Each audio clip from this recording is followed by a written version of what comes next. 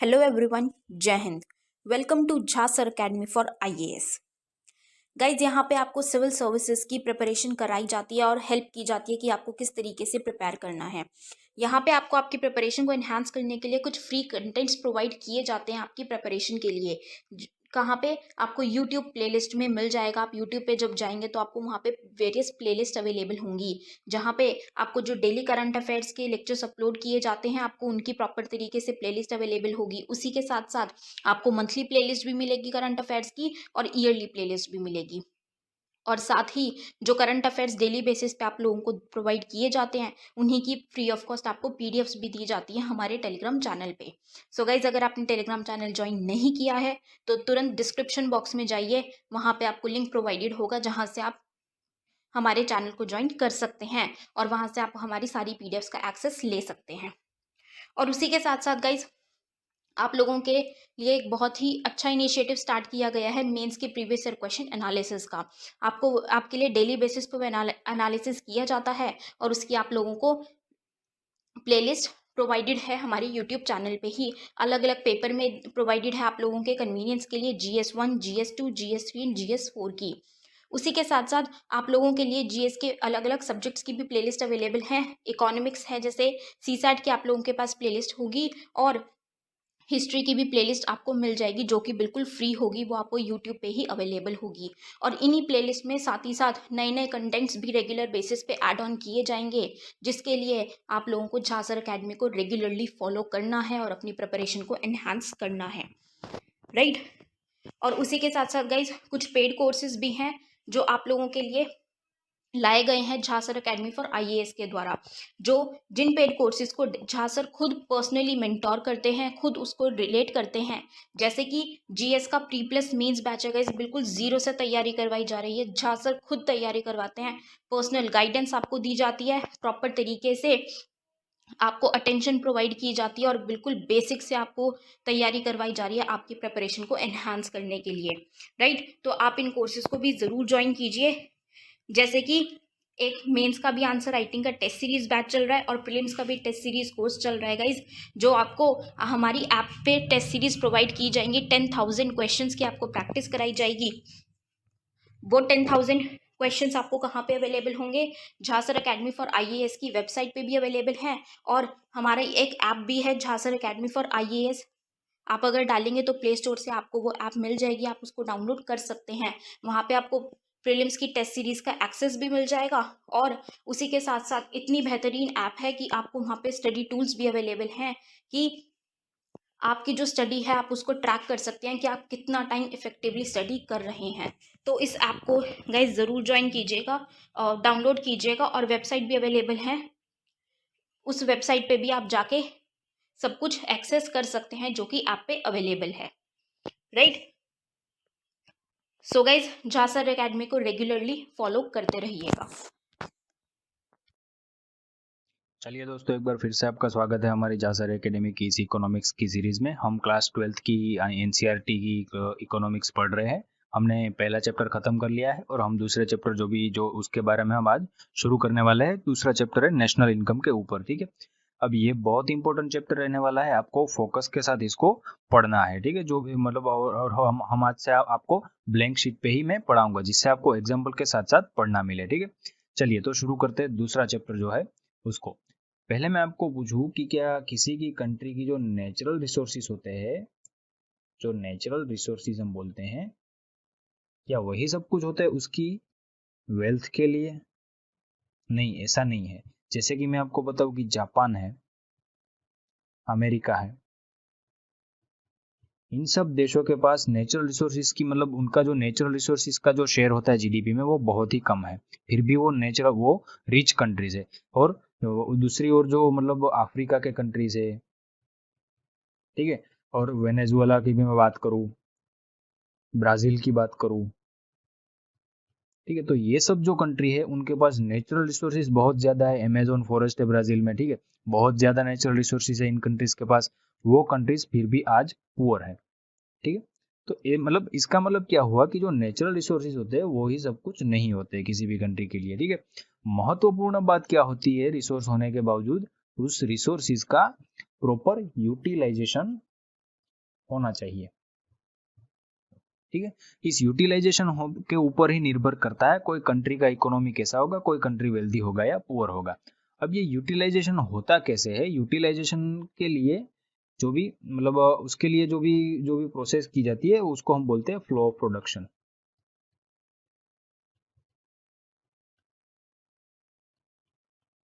ठीक है, इसको हम बोलते हैं flow of production. Flow of production का मतलब क्या है कि जो भी मतलब रॉ मटेरियल से लेकर जो भी फाइनल गुड्स तक जो भी मतलब प्रोडक्ट बनती है उसके बीच जो भी मतलब प्रोडक्ट जो भी प्रोडक्शन होता है, जो भी मतलब उसकी पूरी साइकिल चलती है, उसमें फैक्टर्स आते हैं लैंड, लेबर, कैपिटल और एंटरप्रेन्योर, जो भी फैक्टर्स होते हैं, जो भी इन्वेस्टमेंट का एक फैक्टर रहता है जो कैपिटल में आता है, उन सबका एक पूरा साइकिल होता है प्रोडक्शन करने का, उसको हम बोलते हैं फ्लो ऑफ प्रोडक्शन। ठीक है, अब उसके सामने डिमांड का भी साइकिल होता है, जो डिमांड भी होनी चाहिए, ये सब के बारे में हम आगे पढ़ेंगे। ठीक है, अब हम बात कर मतलब आपको मैं ये समझाना चाहता था कि रिसोर्स का यूटिलाइजेशन बहुत ही महत्वपूर्ण होता है किसी भी कंट्री की इकोनॉमी के लिए। ठीक है, सिर्फ रिसोर्स होना काफी नहीं है। अब हम बात करते हैं फाइनल गुड्स की।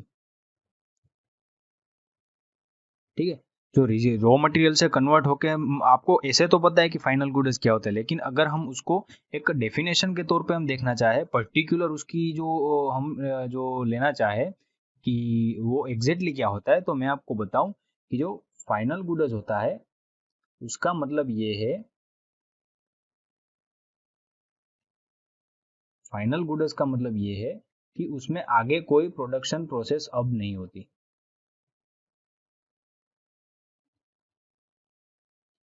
ठीक है, मतलब आगे कोई अब प्रोसेस नहीं होगी, जो भी मतलब फाइनल वो जो जिस फॉर्म में है वो कंज्यूमर के द्वारा कंज्यूम किया जाएगा। जैसे कि मैं आपको बताऊं, क्लॉथ है, फूड प्रोडक्ट हुई, ठीक है, फैन हुआ आपके घर का, जो भी ट्यूबलाइट है वो ही, जो भी लाइट है, जो बल्ब है, ठीक है, तो ये सब होते हैं वो फाइनल गुड्स होते हैं।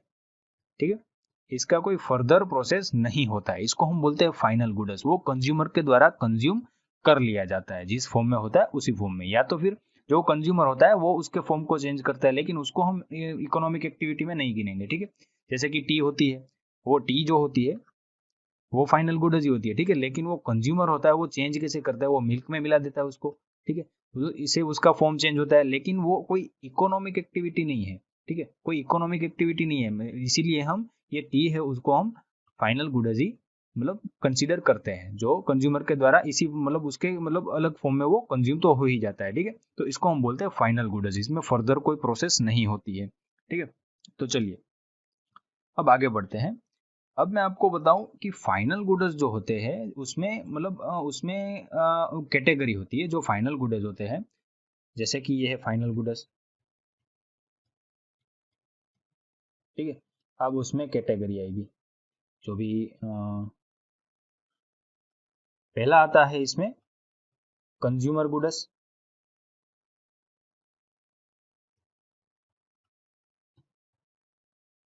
कंज्यूमर गुड्स, और दूसरा आता है कैपिटल गुड्स। ठीक है, अब इस कंज्यूमर गुड्स में भी क्या है कि ड्यूरेबल गुड्स, कंज्यूमर ड्यूरेबल बोलते हैं हम उसको, इसके बारे में भी हम आगे पढ़ेंगे। दूसरा है नॉन ड्यूरेबल। ठीक है, इसके बारे में भी हम आगे बढ़ेंगे। पहले अभी हम कंसंट्रेट करते हैं कंज्यूमर गुड्स के बारे में, ये क्या होता है।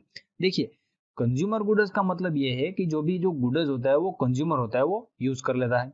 ठीक है, जो भी हमने वैसे इस गुड्स का हमने कंसेप्ट पहले के लेक्चर्स में भी पढ़ा था कि जो कंज्यूमर गुड्स है, जैसे कि मैंने आपको बताया ना। ठीक है, इसमें क्या मतलब क्लॉथ आ गए आपके, आपका फूड आ गया आपका, ठीक है, आपके घर के जो अप्लायंसेस है, टीवी है, फैन है, बल्ब है, वो सब इसमें आ गए। ठीक है, तो इसको हम बोलते हैं कंज्यूमर गुड्स, वो आप कंज्यूमर है उसको कंज्यूम कर लेते हो। ठीक है, बाद में आता है कैपिटल गुड्स। कैपिटल गुड्स का मतलब क्या है, उसमें आते हैं जो भी, जो मैं आपको बताता हूँ पहले क्या क्या आता है। टूल्स आते हैं, मशीन्स आते हैं। ठीक है, इन ये सब का उसमें ये जो इंक्लूजन होता है जो कैपिटल गुड्स है उसमें। इसको कैपिटल गुड्स में क्या होता है, कैपिटल गुड्स यूज होते हैं फर्दर प्रोडक्शन के लिए। ठीक है, कोई एक मशीन है, मतलब रिलायंस ने आज एक बॉयलर बना के दिया बार्क वालों को, मतलब जो भाभा एटॉमिक रिसर्च सेंटर है उसने रिलायंस को कहा कि आप हमें एक बॉयलर बना के दो। ठीक है, मैं आपको उदाहरण लेके समझाता हूँ अभी। कैपिटल गुड्स का उदाहरण समझाता हूं मैं आपको कि यहाँ पे रिलायंस है, ठीक है। अब रिलायंस को बार्क ने ये बोला कि आप हमें एक बॉयलर बना के दो, बॉयलर। तो रिलायंस ने बॉयलर बना के बार्क को दे दिया, ठीक है। जो भी बॉयलर बना के, अब ये बॉयलर है वो बार्क के लिए फाइनल गुड्स है, ठीक है। अब ये जो बॉयलर है उसका वो उपयोग किस में करेगा, जो भी अपना एटॉमिक न्यूक्लियर होगा उसमें यूज करेगा, एटॉमिक मतलब एनर्जी, मतलब एटॉमिक इलेक्ट्रिसिटी को प्रोड्यूस करने के लिए, ठीक है। तो इसका मतलब ये हुआ, ये फाइनल गुड्स तो हो गया, लेकिन ये फर्दर प्रो किस में यूज होता है, जो भी प्रोडक्शन हो रहा है, ठीक है, उसमें यूज होता है। जो भी फर्दर प्रोडक्शन हुआ उसमें भी यूज हुआ इसका, तो इसको हम बोलते हैं कैपिटल गुड्स। कैपिटल गुड्स का मतलब ये होता है कि वो फर्दर प्रोडक्शन की जो प्रोसेस होती है उसको कंटिन्यू करता है, ठीक है। इस तरह से कोई भी मशीन भी हो, कोई बड़ी इंडस्ट्री होती है, ठीक है, एक बड़ी इंडस्ट्री होती है, ठीक है, कि ए इंडस्ट्री है, वो एक छोटी बी इंडस्ट्री को एक मशीन सप्लाई करती है, ये मशीन उन्होंने सप्लाई कर दिया, ठीक है। तो ये एक फाइनल गुड्स तो है ही, उसके साथ ये कैपिटल गुड्स कैसे है कि ये जो बी इंडस्ट्री है वो फर्दर इस मशीन से प्रोडक्शन प्रोसेस करेगी, ठीक है, प्रोडक्शन शुरू करेगी। तो इसी तरह से जो मशीन है इसको हम बोलते हैं कैपिटल गुड्स। वो कंज्यूम तो होता है लेकिन वो इस तरह से कंज्यूम नहीं हो जाता कि वो खत्म हो जाए, ठीक है। उसमें वियर और टीयर आता है जो सालों साल, उसको हम मतलब कंजम्पशन ऐसे नहीं बोलते। जो भी जैसे कि फूड हो गया, आप खा लो तो वो कंज्यूम हो गया, ठीक है। उसमें से मतलब ये ऐसे नहीं होता, ये जो कंज्यूमर गुड्स में क्या होता है कि वो खत्म हो जाता है, या तो नॉन ड्यूरेबल होगा तो खत्म नहीं होगा, लेकिन फिर भी उसमें कोई प्रोडक्शन आगे नहीं हो सकता। लेकिन ये जो कैपिटल गुड्स है वो फर्दर प्रोडक्शन के लिए उपयोगी होता है, ठीक है। जैसे कि मशीन होते हैं, टूल्स होते हैं, ये सब ये फर्दर प्रोडक्शन भी करते हैं, ठीक है। अब हम आगे बढ़ते हैं, जो कंज्यूमर गुड्स में जो मैंने आपको कैटेगरी दिखाई थी, जो ड्यूरेबल्स की और नॉन ड्यूरेबल की, ठीक है। अब ड्यूरेबल में क्या होता है कि ये ड्यूरेबल कंज्यूमर गुड्स में क्या होता है कि जो मतलब उसमें कौन सी कैटेगरी, उसमें मतलब जो मतलब आपको टीवी है, ठीक है, फैन है, बल्ब है, ये सब क्या होते हैं कि ऐसे तो कंज्यूमर गुड्स है, ये कोई फर्दर प्रोडक्शन नहीं कर सकते। ये जो टीवी और फैन है वो फर्दर, वो कोई मशीन तो नहीं है, तो ये कैपिटल गुड्स भी नहीं है, ठीक है। तो ये होते हैं तो कंज्यूमर गुड्स ही, लेकिन इनका जो होता है वो जैसे कहा जाए कि उनका मतलब कंज्यूम नहीं हो जाता, एक साथ में कंज्यूम नहीं हो जाता, वो लंबे समय तक चलता है, लॉन्ग टाइम तक वो आपको सर्विस देते रहता है, ठीक है। तो इसको बोलते हैं हम ड्यूरेबल, जो भी ड्यूरेबल कंज्यूमर गुड्स होते हैं वो, उसको हम कंज्यूमर ड्यूरेबल भी बोलते हैं, कंज्यूमर ड्यूरेबल, ठीक है, कि वो ड्यूरेबल होता है, ठीक है, लॉन्ग टाइम तक आपको सर्विस देता है, वो है तो कंज्यूमर गुड्स ही। अब नॉन ड्यूरेबल होता है उसकी बात करें तो नॉन ड्यूरेबल में क्या आता है कि जो कंज्यूम हो जाता है यूज करने के साथ साथ, नॉन ड्यूरेबल में यूज के साथ साथ कंज्यूम हो जाता है। यूज मतलब उसका कंजप्शन हो जाता है, जैसे कि फूड है, आपने वेफर का एक पैकेट लिया, ठीक है, वो आपके लिए फाइनल प्रोडक्ट है, कंज्यूमर गुड है। आपने वेफर का एक पैकेट लिया और खा लिया तो वो खत्म हो गया वहां पे, तो इसको हम बोलते हैं non durable goods, non durable consumer goods, ठीक है। तो ये होती है कैटेगरी कंज्यूमर गुड्स और नॉन कंज्यूमर गुड्स की, जो मतलब कैपिटल गुड्स है उसकी, ठीक है। जो अब आपने ये सब पढ़ा, जो उसमें गुड्स और सर्विस दोनों आ जाते हैं, ये जो भी है उसमें गुड्स मतलब गुड्स प्लस सर्विस, ये दोनों आ जाते हैं, ठीक है। तो मतलब आप गुड्स जब मैं बोलूँ तो आप गुड्स और सर्विस दोनों आप कंसीडर करना। चलिए अब हम बात करते हैं कि जो कैपिटल गुड्स होता है, ठीक है, वो उसका कंजप्शन कैसे होता है, ठीक है। इसमें तो हमने देखा कि जो गुड्स होते हैं वो कंज्यूम हो जाते हैं, तो कैपिटल जो होता है, कैपिटल गुड्स, ठीक है, अगर मशीन हो गया, ठीक है, जो कैपिटल हुआ उसका यूज कैसे होता है कि उसमें वियर और टीयर होता है, ठीक है। कि वियर और टीयर का मतलब उसकी जो जैसे कि लाइफ साइकिल होती है, ठीक है, वो मशीन धीरे धीरे जो उसका वियर होने लगता है, मशीन की जो मतलब एफिशिएंसी होती है वो कम होने लगती है ओवर द टाइम, ठीक है, उसकी कॉस्ट होने लगती है वो कम होने लगती है, तो इसको हम बोलते हैं वियर और टीयर। इसको मतलब ये इसका कंजप्शन ऐसे होता है, जो भी कैपिटल गुड्स का कंजप्शन होता है वो वियर और टीयर के हिसाब से होता है, ठीक है। और कंज्यूमर ड्यूरेबल का भी ऐसे होता है। कंज्यूमर ड्यूरेबल में क्या है, उसमें भी वियर और टीयर ही होता है। कंज्यूमर ड्यूरेबल में वो एक साथ तो कंज्यूम नहीं हो जाता, उसमें भी वियर और टीयर होता ही है, ठीक है, जो कंज्यूमर ड्यूरेबल है उसमें भी, ठीक है। तो इस तरह से इन कैपिटल गुड्स और कंज्यूमर ड्यूरेबल्स का इस तरह से कंजप्शन होता है। अब उसके बाद एक और कैटेगरी आती है इंटरमीडिएट गुड्स की। इंटरमीडिएट का मतलब बीच वाले, ठीक है, इंटरमीडिएट गुड्स जो भी फ्लो ऑफ प्रोडक्शन होता है,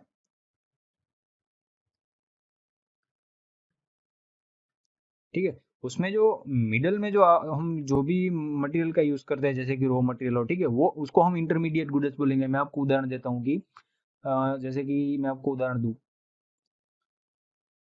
कि रूफ के जो आपको जो रूफ चाहिए, ठीक है, जो गैल्वेनाइज्ड, जो सॉरी, अब मैं आपको उदाहरण देता हूँ दूसरा कि जो मोटर कार होती है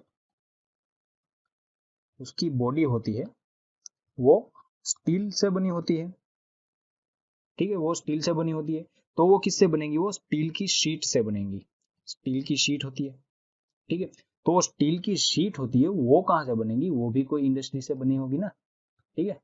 तो ये इंडस्ट्री के लिए ये आउटपुट प्रोडक्ट है, स्टील की शीट है वो। और जो मोटर कार की इंडस्ट्री है उसके लिए ये स्टील शीट है वो इंटरमीडिएट प्रोडक्ट के रूप में काम करेगी, इंटर, ठीक है।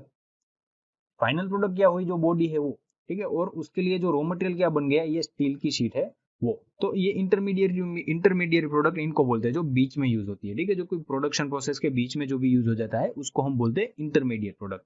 जैसे कि मैं आपको और भी बता सकता हूँ कि जो कॉटन होगा, जो भी जैसे कॉटन है, ठीक है, उसको हम क्लोथ में कन्वर्ट करेंगे। तो ये जो मतलब रॉ मटेरियल्स को भी आप इंटरमीडिएट प्रोडक्ट्स बोल सकते हो। मतलब एक जो भी मैं आपको बताता हूँ, जो एक इंडस्ट्री का आउटपुट हो वो दूसरी इंडस्ट्री के लिए रॉ मटेरियल होता है, ठीक है। तो वो बन जाता है उसके लिए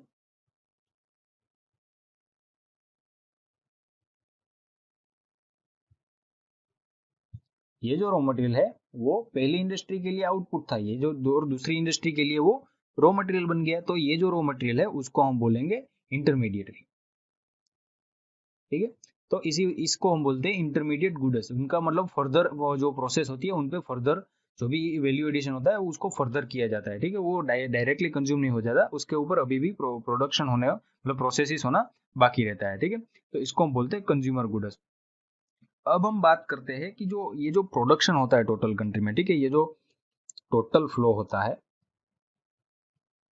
उसमें जितना प्रोडक्शन होता है बाद में,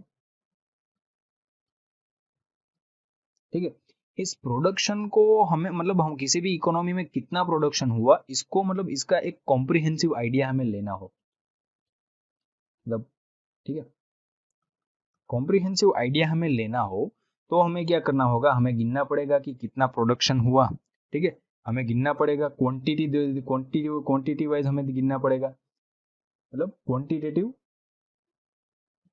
एक मेजर हमें करना पड़ेगा, ठीक है।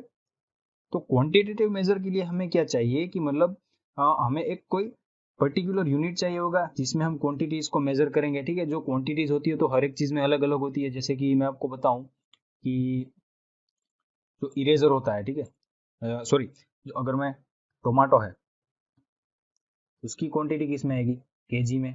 जो क्लॉथ का जो मतलब जो भी रॉ मटेरियल है, ठीक है, सॉरी, जो सपोज मैं आपको बताऊं पेपर रोल है,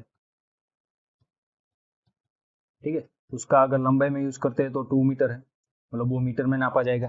तो इस तरह से हर एक का यूनिट होता है वो अलग अलग होता है जो भी मेजर करने का, ठीक है। तो हमें सभी क्वांटिटी को पूरी इकोनॉमी में जो भी पूरा का पूरा गुड्स बन रहा है अलग अलग टाइप का, उसको हमें एक सिंगल क्वांटिटी में अगर जो क्वांटिटेटिव मेजर में हमें मेजर करना हो तो हमें क्या चाहिए, एक सिंगल यूनिट चाहिए, ठीक है। इसमें तो ये तो अलग अलग है, ये मीटर है, ये केजी है, ठीक है। तो हमें अगर सिंगल में करना हो तो हमें क्या करते हैं, इसको रुपीज में कन्वर्ट कर देते हैं, ठीक है। सभी मतलब 1 kg टोमेटो हो तो उसकी रुपी में कन्वर्ट कर देते हैं कीमत, जो भी पेपर रोल हो उसकी जो भी लंबाई हो उसको हम रुपए में कन्वर्ट कर देते हैं। तो मतलब जो मॉनेटरी वैल्यू होती है किसी भी कमोडिटी की या सर्विस की जो भी, ठीक है, वो होता है हमारा क्वांटिटेटिव मेजर का यूनिट, ठीक है। उसी से हम, जैसे कि आपको बोला ना, हम जीडीपी के तौर पे जीडीपी के आगे जा रहे हैं, ठीक है। तो ओवरऑल जीडीपी किसमें जो भी जो ओवरऑल जीडीपी होती है कंट्री की, वो किससे मेजर होती है? रुपीज में ही मेजर होती है ना हमारी कंट्री की जीडीपी। जो भी $2.2 ट्रिलियन या 2 ट्रिलियन रुपीज ऐसी कुछ है, ठीक है। तो ये इसी में मेजर होती है। तो मतलब जो प्रोडक्शन तो डिफरेंट डिफरेंट कमोडिटीज का होता है हमारी कंट्री में, डिफरेंट डिफरेंट गुड्स का होता है, डिफरेंट डिफरेंट सर्विसेज का होता है, ठीक है। तो इस तरह से जो मनी होता है, मतलब मॉनेटरी वैल्यू होती है किसी भी कमोडिटी या सर्विस की या सर्विस की, ठीक है। वो ही होता है उसका, मतलब उसी को जो जीडीपी को, मतलब इकोनॉमी में उसको कंसीडर करते हैं, ठीक है। हम जैसे हर एक कमोडिटी का तो यूनिट अलग अलग होगा मेजर करने का, तो इसीलिए मॉनेटरी जो वैल्यू होती है उसको हम यूज करते हैं कैसे, एज ए यूनिट में, जिसे यूनिफाई एक मतलब यूनिफॉर्म यूनिट को हम देख सकते हैं। जो मनी होता है वो सब में यूनिफॉर्मली चल सकता है। अब हम बात करें कि जो जो फाइनल गुड्स है हम कंसीडर करते हैं, ठीक है। वो हम फाइनल गुड्स ही क्यों कंसीडर करते हैं? जो हम गिनती करते हैं, ठीक है। फाइनल गुड्स ही क्यों करते हैं हम? जो भी मतलब हमने जो आउटपुट के बारे में देखा, किसी भी कंट्री का आउटपुट कितना हो, ठीक है, वो उसमें के लिए हम सिर्फ और सिर्फ फाइनल गुड्स का कंसीडर इसलिए करते हैं कि जो फाइनल गुड्स होता है, ठीक है, सपोज ये फाइनल गुड्स है, ठीक है, उसमें जो इंटरमीडिएटरी गुड्स है उसका वैल्यू ऑलरेडी कंसीडर हो चुका होता है, वो वैल्यू ऑलरेडी इंक्लूड हो जाता है, ठीक है। वैल्यू जो इंटरमीडिएट का होता है वो जो ऑलरेडी इंक्लूडेड हो ही जाता है। जैसे कि मैं आपको बताऊं कि कोई अगर क्लॉथ हो, ठीक है, तो पहले कॉटन होता है, पहले क्या होता है, वो कॉटन होता है, उसमें से क्लॉथ बनता है, ठीक है। अब क्या होता है कि क्लॉथ की जो कीमत होती है उसमें ये जो कॉटन की कीमत है डायरेक्ट इंक्लूड हो ही जाती है, ठीक है। उसके ऊपर जब प्रोसेस होगा, ठीक है, जो उसके ऊपर जो प्रोडक्शन प्रोसेस होगा उसकी जो कीमत लगेगी वो क्लॉथ में इंक्लूड हो ही जाएगी। इसीलिए हम सिर्फ और सिर्फ फाइनल गुड्स को ही कंसीडर करते हैं, जब हम जीडीपी को गिनते हैं तब, ठीक है, मतलब जो ओवरऑल आउटपुट को गिनते हैं तब हम इसीलिए ये जो फाइनल गुड्स है उसको कंसीडर करते हैं। वरना क्या प्रॉब्लम होगा, ठीक है, अदरवाइज प्रॉब्लम क्या होगा, अगर जो भी मतलब जो रॉ मटेरियल है उसको भी, इंटरमीडिएटरी गुड्स है उसको भी कंसीडर करते हैं फाइनल गुड्स के साथ साथ, तब क्या होगा कि डबल काउंटिंग हो जाएगा।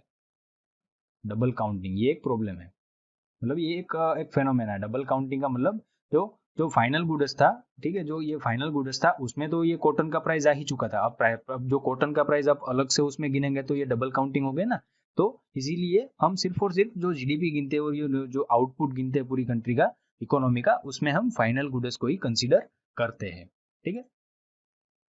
चलिए, अब मैं आपको बताता हूँ, एक कंसेप्ट आता है स्टॉक और फ्लो का। स्टॉक और फ्लो, ठीक है। स्टॉक और फ्लो का मतलब मैं आपको दिखाऊं कि जो मतलब ये मैं आपको उदाहरण देके ही समझाता हूँ पहले, कि ये सैलरी है किसी की, प्रॉफिट है, ठीक है। ये सब जो होता है उसको हम फ्लो बोलते हैं। क्यों? क्योंकि उसके लिए टाइम जो होता है वो बहुत इंपॉर्टेंट होता है। जैसे कि मैं आपको बताऊं कि किसी पर्सन की सैलरी हो 10,000 रुपीज है, ठीक है, लेकिन हमें ये पता नहीं है मंथ की है ये, ईयर की है ये, क्या है ये हमें नहीं पता है, टाइम ड्यूरेशन नहीं पता है। जब ये जो सैलरी और ये जो यूनिट्स होते हैं, प्रॉफिट, सैलरी, ये सब मंथली और टाइम मतलब ईयरली, और ये मतलब ये जो फ्लो जो भी फ्लो इंडिकेटर्स होते हैं जो भी, ठीक है, मैं आपको बताऊं, जो फ्लो होता है, ठीक है, वो टाइम ड्यूरेशन के साथ, जो फ्लो वाली को यूनिट्स होते हैं, फ्लो क्वांटिटीज होती है, वो टाइम ड्यूरेशन के साथ गिनी जाती है, ठीक है। और जो स्टॉक वाली जो भी एंटिटीज होती है वो एट अ पॉइंट गिनी जाती है, एट अ पॉइंट, ठीक है। मैं आपको उदाहरण देकर अभी समझाता हूँ। जैसे कि मैं आपको उदाहरण दूं कि प्रोडक्शन है किसी कंपनी का, ठीक है, वो 1,000 यूनिट उसने प्रोड्यूस किया है, कि कोई भी जो इंडस्ट्री है उसने 1,000 प्रोड्यूस किया, 1,000 यूनिट किसी भी प्रोडक्ट के प्रोड्यूस किया, लेकिन वो किस टाइम में, टाइम ड्यूरेशन क्या है उसका, वो हमें जानना पड़ेगा क्या कि उसका टाइम ड्यूरेशन क्या था उस कंपनी का, कि एक मंथ में प्रोड्यूस कर दिया, एक वीक में प्रोड्यूस कर दिया, ठीक है, एक ईयर में प्रोड्यूस किया, क्या किया, ये हमें पता नहीं है। ठीक है, तो इस जो भी मतलब एंटिटीज को हमें ड्यूरेशन के साथ बताना होगा, ड्यूरेशन के मतलब टाइम पीरियड के साथ हमें बताना पड़ता है, जो भी टाइम पीरियड के साथ ही हम गिनते हैं उस एंटिटीज को हम फ्लो वेरिएबल्स बोलते हैं। क्या फ्लो वेरिएबल्स बोलते हैं।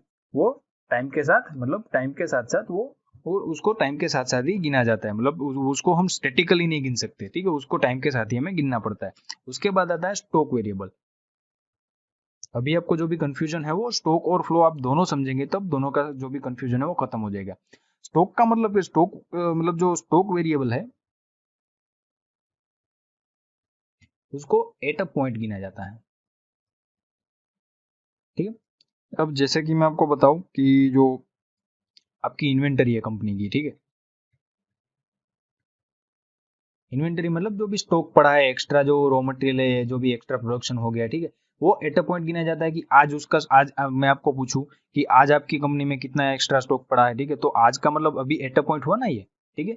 और मैं आपको ये तो नहीं पूछ सकता कि एक मंथ से आपके जो जो भी एक मंथ है उसके दौरान आपके आपके पास कितना स्टॉक पड़ा, ऐसा नहीं पूछ सकता। मैं आपको ऐसे पूछ सकता हूँ कि आज आपके पास कितना स्टॉक पड़ा है, ठीक है। अगर मैं आपको ये पूछूं कि जो मतलब ये जो स्टॉक होता है वो क्या होता है, एट अ पॉइंट होता है, उसको टाइम नहीं, उसमें टाइम ड्यूरेशन नहीं होता कोई भी। ठीक है, ये जो फ्लो वेरिएबल होता है उसमें टाइम होता है। ठीक है, अब मैं आपको उसके और उदाहरण देता हूँ।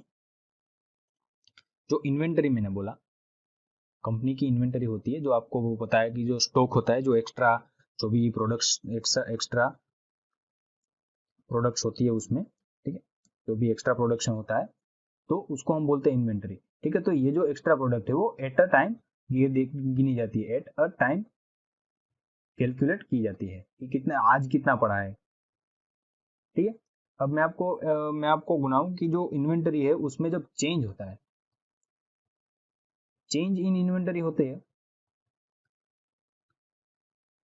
वो ओवर टाइम गिना जाता है। ठीक है, उसको एट अ टाइम नहीं गिना जाता, उसको ओवर टाइम गिना जाता है। तो चेंज इन जो इन्वेंटरी है, तो सिर्फ इन्वेंटरी है उसको हम स्टॉक के फ्लो में, स्टॉक वेरिएबल में जो गिनते हैं, और जो चेंज इन इन्वेंटरी है वो उसको हम फ्लो वेरिएबल में गिनते हैं।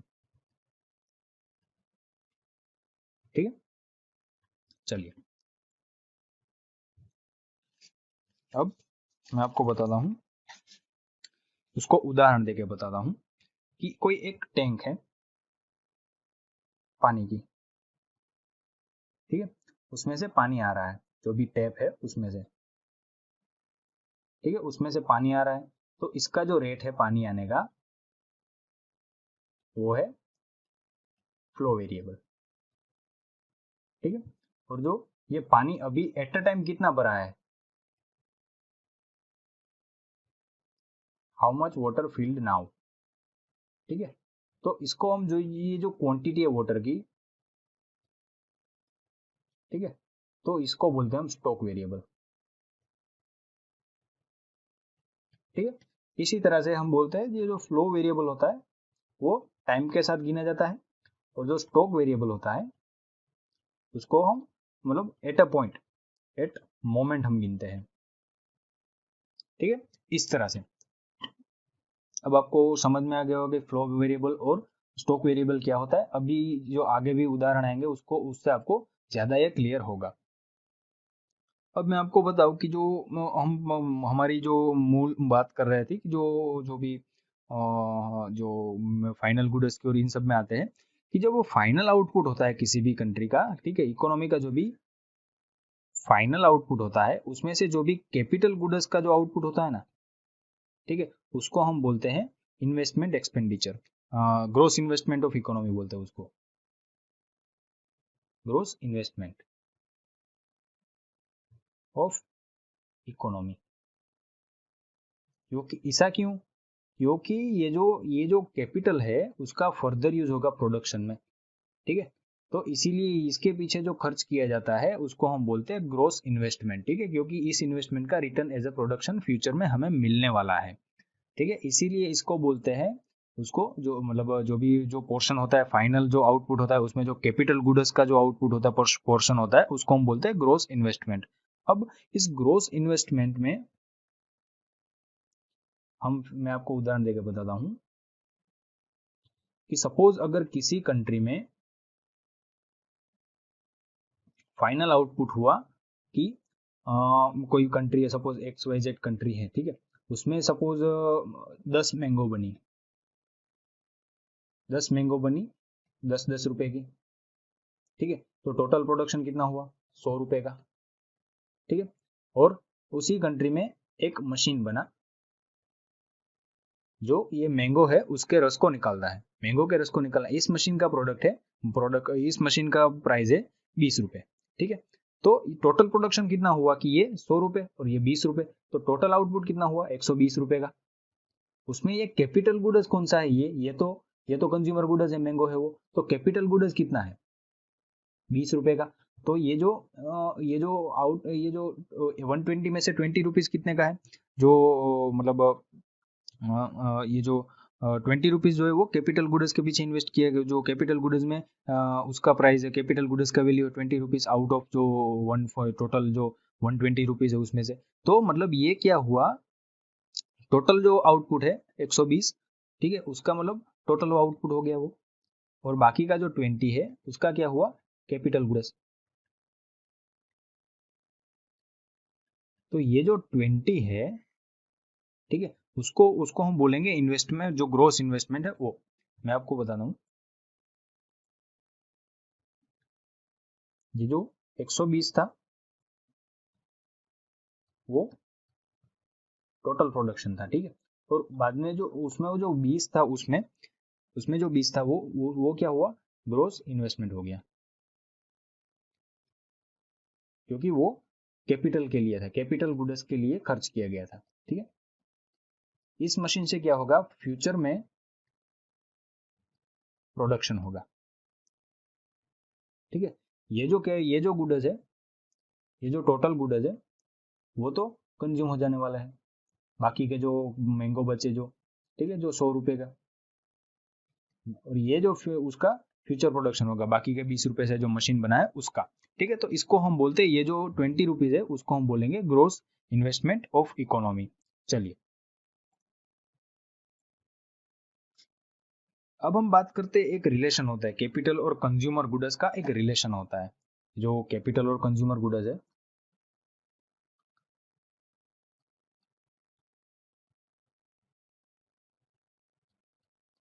उसका रिलेशन होता है शॉर्ट टर्म और लॉन्ग टर्म, दोनों अलग अलग रिलेशन होता है,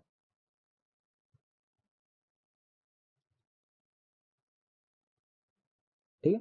चलिए ये कैसे होता है मैं आपको बताता हूं कि सपोज इस ईयर में, सपोज 2020 के ईयर में एक्स कंट्री में टोटल प्रोडक्शन हुआ, मतलब टोटल प्रोडक्शन होने वाला है कि 100 रुपए का टोटल प्रोडक्शन होने वाला है, किसी भी मतलब हमारी मतलब एक्स कंट्री को हम ले ले, ठीक है। अगर उसमें ज्यादा कैपिटल होगा, ज्यादा कैपिटल गुड्स को प्रोड्यूस किया जाएगा, कैपिटल गुड्स ज्यादा होगा, तो जो कंज्यूमर गुड्स है वो कम हो जाएगा,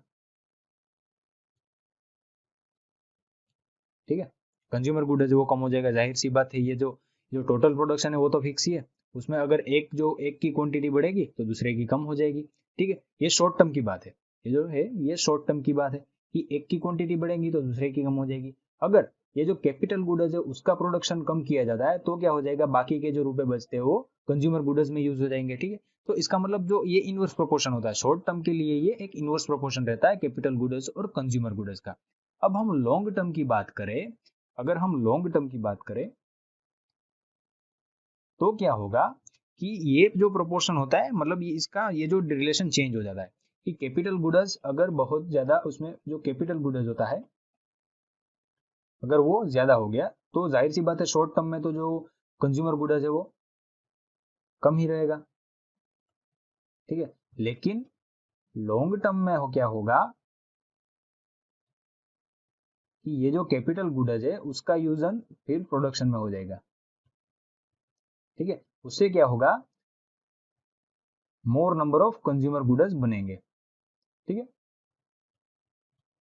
तो मतलब शॉर्ट टर्म में क्या होता है कि दोनों के बीच में ये जो कैपिटल गुड्स है, कंज्यूमर गुड्स है, दोनों में जो रिलेशन होता है वो इनवर्स रिलेशन रहता है। लेकिन अगर लॉन्ग टर्म में देखें तो क्या बनता है कि ज्यादा कैपिटल गुड्स अगर ज्यादा जो कैपिटल गुड्स है उसमें ज्यादा उसका प्रोडक्शन हो, तो क्या बनेगा कि लॉन्ग टर्म में वो फिर से ज्यादा कंज्यूमर गुड्स को प्रोडक्शन कर सकता है, ठीक है। सिर्फ ज्यादा कंज्यूमर गुड्स अगर बन गए तो वो तो कंज्यूम हो जाएंगे लॉन्ग टर्म में, ठीक है। लेकिन जो लॉन्ग टर्म में कैपिटल गुड्स अगर ज्यादा होंगे तो उसका फर्दर उपयोग जो हो सकता है वो प्रोडक्शन में किया जा सकता है, ठीक है। इसी तरह क्या होती है कि इकोनॉमी आगे बढ़ती है, ठीक है।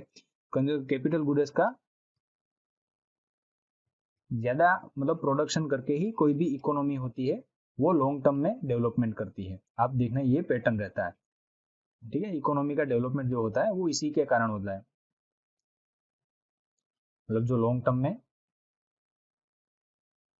जो कैपिटल गुड्स होता है उससे वो जो भी इकोनॉमी होती है वो आगे आती है,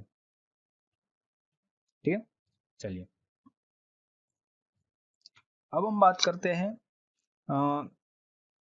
नेट इन्वेस्टमेंट की। जो ग्रोस इन्वेस्टमेंट तो आपने देखा, जो हमने 100 रुपए जो मैंगो के थे, 20 रुपए मशीन के थे, तो ये टोटल आउटपुट है 120 का, उसमें से जो 20 है उसको हम बोलेंगे ग्रोस इन्वेस्टमेंट, ठीक है। अब बात करता हूं मैं आपको जो नेट इन्वेस्टमेंट होता है उसकी। ग्रोस इन्वेस्टमेंट तो हमने देखा कि जो 20 रुपए का ये जो इन्वेस्टमेंट हुआ ये ग्रोस इन्वेस्टमेंट है, ठीक है। अब नेट इन्वेस्टमेंट क्या होगा ये मैं आपको बताता हूं। पहले तो हम बात करते हैं नेट इन्वेस्टमेंट का मतलब है जो ग्रोस इन्वेस्टमेंट है माइनस डेप्रिसिएशन, ठीक है। जो नेट इन्वेस्टमेंट है उसमें उससे माइनस डेप्रिसिएशन, ये जो फॉर्मूलाज होती है ये आपको याद भी रखनी है,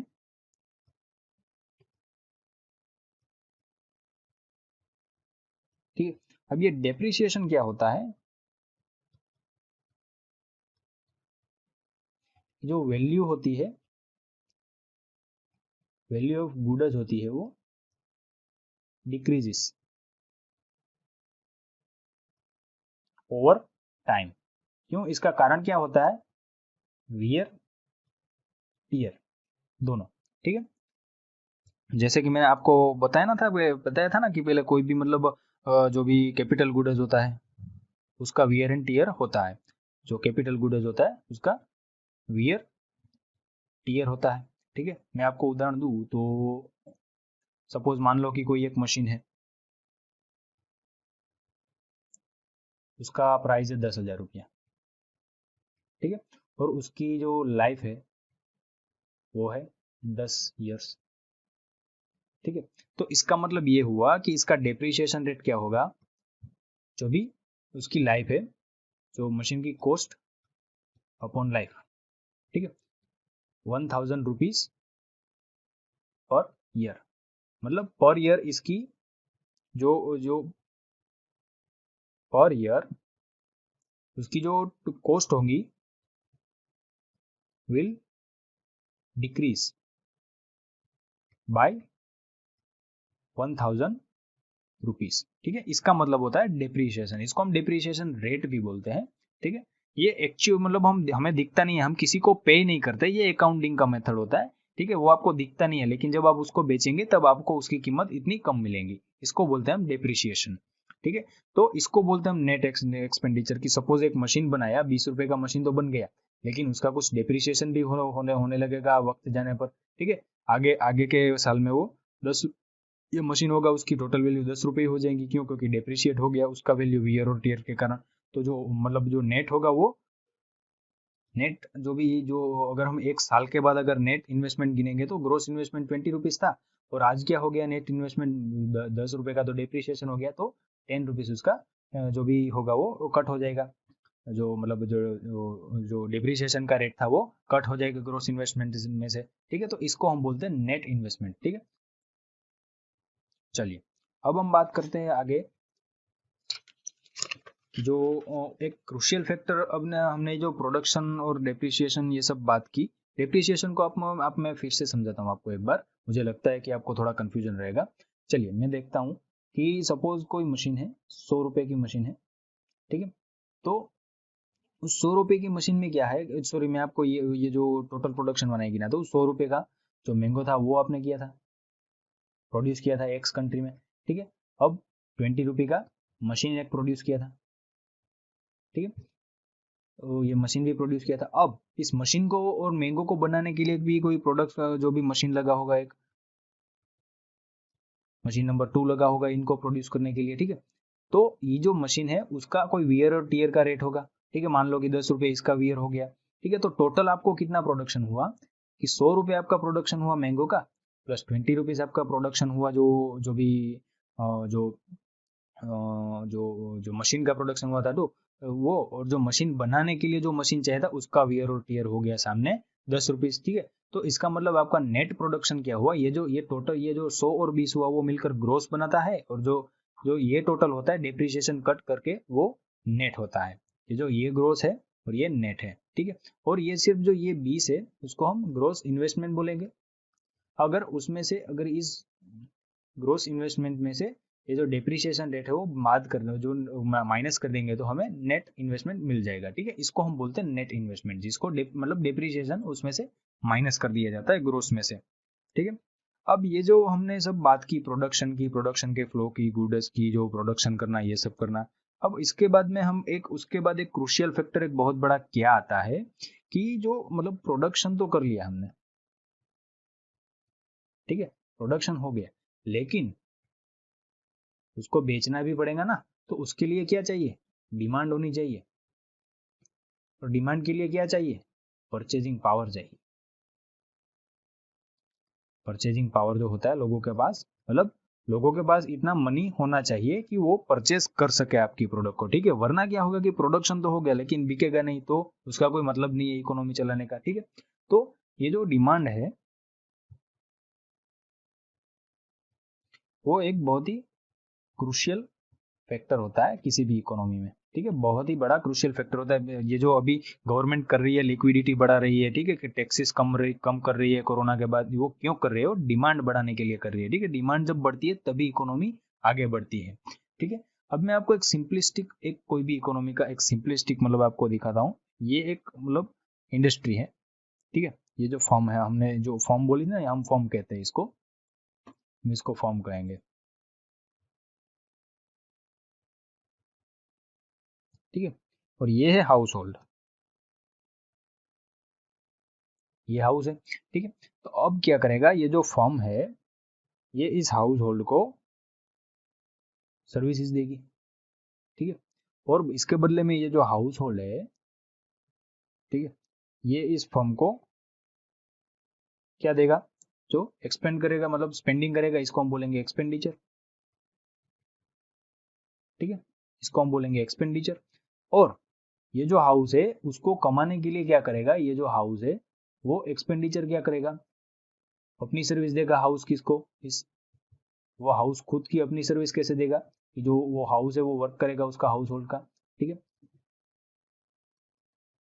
ये जो वर्कर्स होंगे वो काम करने जाएंगे उस फर्म में, तो ये जो फर्म है उनको क्या देगी, रिटर्न में वेजेस देगी, ठीक है। ये एक होता है सिंपलिस्टिक जो होता है, बहुत ही, ये जो एक बहुत ही सिंपलिस्टिक मैनर होता है किसी भी इकोनॉमी का, ठीक है। ये एक बहुत ही सिंपल इकोनॉमी है कि जो एक फर्म है वो सर्विस देती है किसको, कोई हाउस होल्ड को, और वो हाउस होल्ड उसके लिए पे करता है एक्सपेंडिचर, जो मतलब स्पेंड करता है अपने पास जो मनी है। अब वो मनी उसके पास आया कहाँ से, जो वो वेजिस के तौर पे आता है ना, उसको वो जो इनकम होती है उसमें से उसके पास मनी आएगा, वो ही स्पेंड करेगा।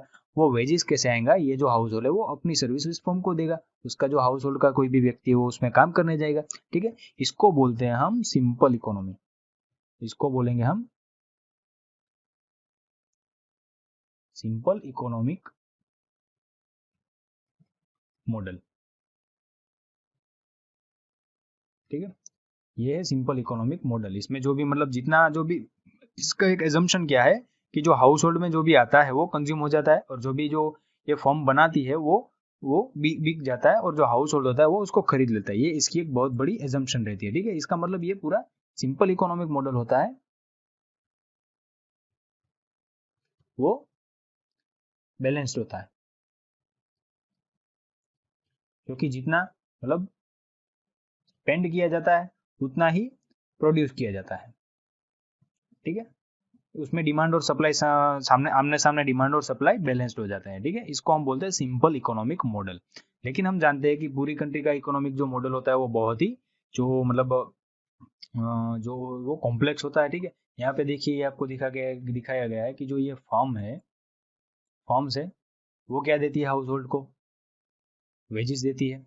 ठीक है, वो वेजेस मतलब फैक्टर पेमेंट्स हम बोलते हैं, जो सैलरी होती है वो देती है। इसके बदले में जो हाउस होल्ड्स के जो इंसान होते हैं मतलब वो जो जो मतलब पर्सन होते हैं वो क्या करते हैं, फैक्ट्री में सर्विस देने जाते हैं अपनी, मतलब वो काम करते हैं वहाँ पे फर्म्स में। ठीक है, अब उनके पास उनसे वेजेस आएगा, वेजेस से क्या होगा कि जो उनकी डिमांड बढ़ेगी, उनको भी मतलब कमोडिटीज चाहिए होगी, तो वो स्पेंड करते हैं इस फर्म के ऊपर। और वो फर्म क्या करेगी, अपने जो गुड्स बनाती है, अपनी सर्विस जो देती है, वो फर्म इसको हाउस होल्ड को प्रोवाइड करेगी। तो इस तरह से पूरा जो फ्लो ऑफ इनकम होता है, जो एक सिंपल इकोनॉमी का, वो चलता रहता है। ठीक है, तो ये जो पूरा इनकम का फ्लो है, ठीक है, फर्म में से हाउस होल्ड, हाउस होल्ड में से फर्म, इस तरह से मतलब सिंपल इकोनॉमी में ये सब चलता रहता है।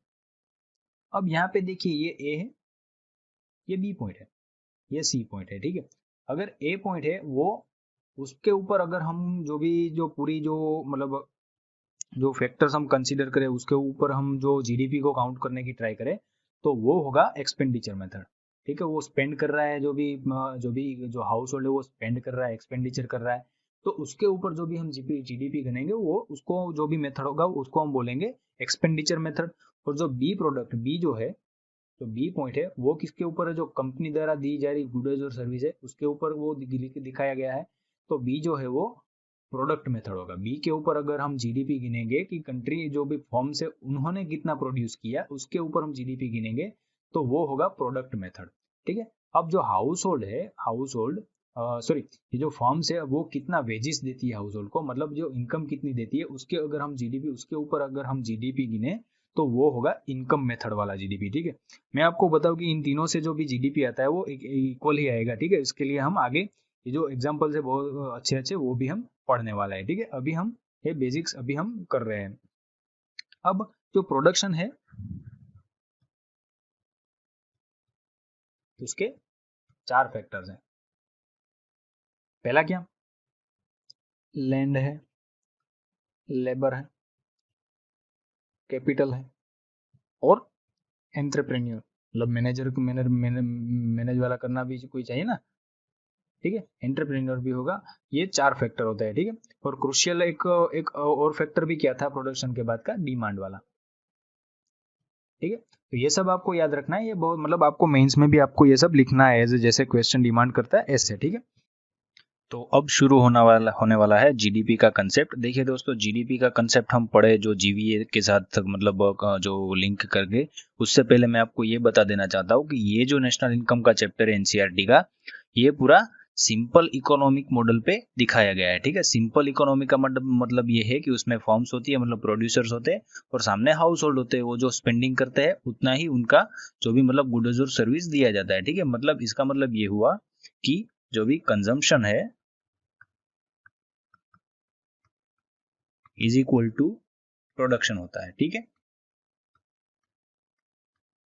यहाँ पे तो इसका मतलब ये हुआ कि जो टैक्स वो 0 होगा, सब्सिडी है वो भी 0 होगी। क्यों, क्योंकि ये सिंपल इकोनॉमिक मॉडल है। ठीक है, चलिए, जो भी अब आगे जो भी हम मतलब जीवीए, इसका मतलब ये होगा कि जीवीए और इसी यहाँ पे जीडीपी होगा, GVA is equal to GDP होगा, जीवीए का जो भी पूरा सम होगा, ठीक है, वही जीडीपी कहलाएगा यहाँ पे। ठीक है, और आगे जब हम ये रमेश सिंह वाली किताब पढ़ेंगे, उसमें हम इसमें और भी मतलब जो भी एक्स्ट्रा कंसेप्ट होगा, वो जो टैक्स का और सब्सिडी का, ठीक है, वो सब हम पढ़ेंगे। अभी अभी क्या करेंगे यहाँ की, जैसे कि इस चैप्टर में क्या है कि टैक्स इज इक्वल टू 0 और subsidy is equal to 0 assume कर लिया गया है। ठीक है, तो जो भी मतलब ऐसा क्यों किया गया है कि ये सिंपल इकोनॉमिक मॉडल है।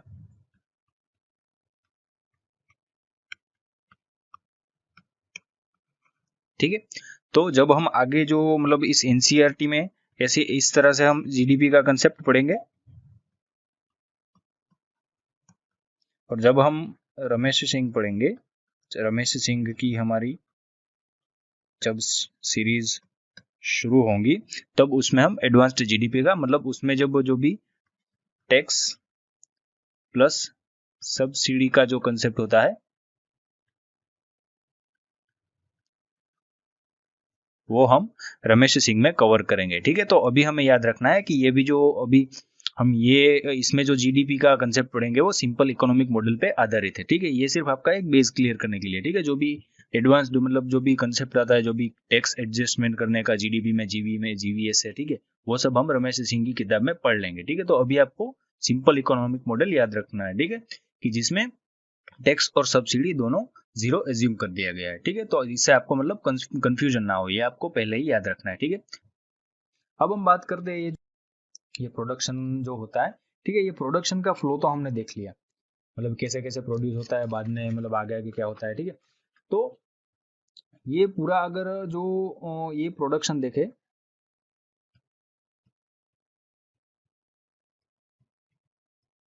फर्म का जो प्रोडक्शन है, मतलब ऐसी हमारी कंट्री में कई फर्म्स होगी।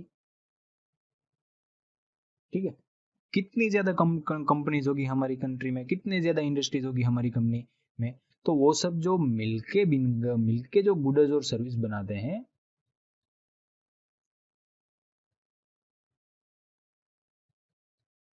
उनका जो एक टोटल वैल्यू होता है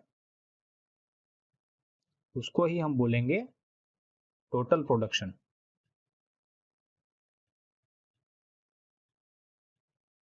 ठीक है, उसको ही हम बोलेंगे जीडीपी।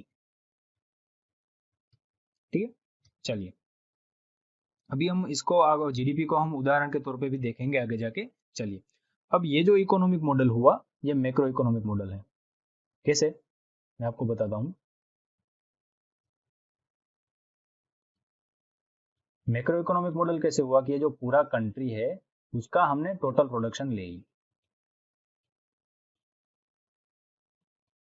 ठीक है, टोटल प्रोडक्शन लिया, किसी इंडिविजुअल प्रोडक्ट पे हमने ध्यान नहीं दिया।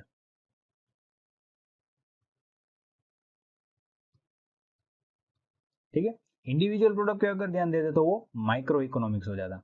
ठीक है, वो हम नहीं पढ़ रहे हैं। मैक्रो इकोनॉमिक मॉडल में क्या होता है कि ये जो टोटल प्रोडक्शन पूरी कंट्री का गिना जाता है, इसीलिए इसको हम बोलते हैं माइक्रो इकोनॉमिक मॉडल। ठीक है, चलिए अब जो पहला जो मेथड है वो है प्रोडक्ट मेथड।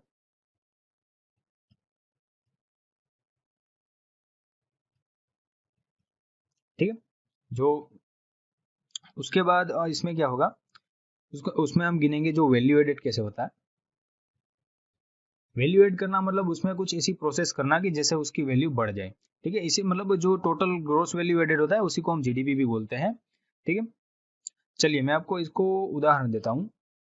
प्रोडक्ट मेथड से हम जैसे जो भी जो टोटल जो वैल्यू होता है, टोटल वैल्यू वो क्या होता है, जो भी टोटल एग्रीगेट आउटपुट होता है हमारी कंट्री का,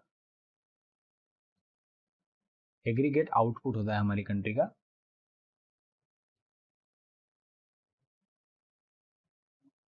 उसको हम बोलते हैं जो भी मतलब एनुअल वैल्यू होता है, एग्रीगेट आउटपुट में जो भी गुड्स और सर्विस दोनों आ जाता है। ठीक है, उसको हम टोटल उसका जो वैल्यू गिनेंगे उसको हम बोलते हैं ग्रोस वैल्यू एडेड, और जो भी जीडीपी भी हम उसको बोल सकते हैं। जैसे मैं आपको उदाहरण दूं कि सपोज एक जो भी फार्मर है उसने 100 रुपए के व्हीट का प्रोडक्शन किया। ठीक है, उसको अब आप एज्यूम कीजिए उस फार्मर को उसके लिए कोई और मटेरियल की जरूरत नहीं थी। ठीक है, उसने अपने आप ही 100 रुपीज वीट का प्रोडक्शन किया। ठीक है, 100 रुपीज वीट का, और बाद में आया बेकर जो ब्रेड बनाता है, ब्रेड के लिए उसे वीट चाहिए, तो उसने 50 रुपीज के वीट उसके पास से लिए। ठीक है, 50 रुपीज के वीट लिए, और जो 50 रुपीज के वीट थे उसमें से 200 रुपीज की ब्रेड बनाई। ठीक है, तो ये जो एडिशन हुआ ना वैल्यू का, उसमें उसकी वैल्यू बढ़ गई, इसमें से जो 50 रुपीज थे ठीक है, जो 50 रुपीज के वीट थे उसमें से 200 रुपए की ब्रेड बन गई। ठीक है, तो टोटल वैल्यू एडिशन हुआ। अब मैं आपको बताता हूँ इसमें वैल्यू एडिशन कैसे गिनते हैं, कि जो टोटल प्रोडक्शन कैसे गिनेंगे।